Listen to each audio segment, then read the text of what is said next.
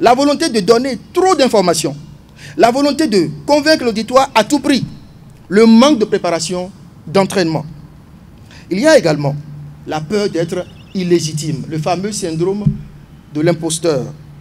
Vous êtes compétent, vous êtes rompu à l'exercice, mais votre manque de confiance en vous vous fait douter et fait douter de votre capacité à parvenir à prendre la parole, à vous lancer dans un oral.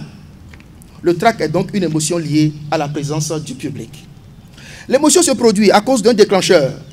Ce déclencheur est pour l'émotion peur une menace, un danger. Pour la peur du trac, le déclencheur est le public. Il est ressenti comme un agresseur potentiel, réel ou supposé. Les yeux du public sont perçus par l'orateur comme des menaces, des juges. Ils peuvent ridiculiser l'orateur. Ces déclencheurs multiples que contient le public sont donc générateurs de trac. Les situations professionnelles qui génèrent le trac pour un collaborateur ou un responsable administratif sont nombreuses. Les déclencheurs de trac sont liés au contexte ou à la personnalité des interlocuteurs. L'aspect extraordinaire de la situation également génère le trac. Il est tout à fait normal d'avoir le trac avant de prendre la parole en public. Contrôler le stress de la prise de parole en public et faire de son trac un allié est à la portée de tous. Mais comment ne pas bégayer? Éviter les trous de mémoire, les agitations nerveuses au moment de s'exprimer à l'oral. Voici quelques techniques pour gérer votre stress avant une présentation, une réunion ou une communication au drapeau. Pour minimiser l'impact du stress sur votre capacité à organiser vos idées de manière cohérente, il est important de vous préparer soigneusement à l'avance.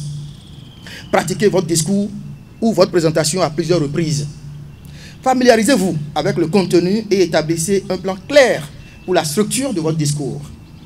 Utilisez également des techniques de gestion de stress telles que la respiration profonde, la relaxation, pour vous aider à rester calme et concentré pendant votre présentation.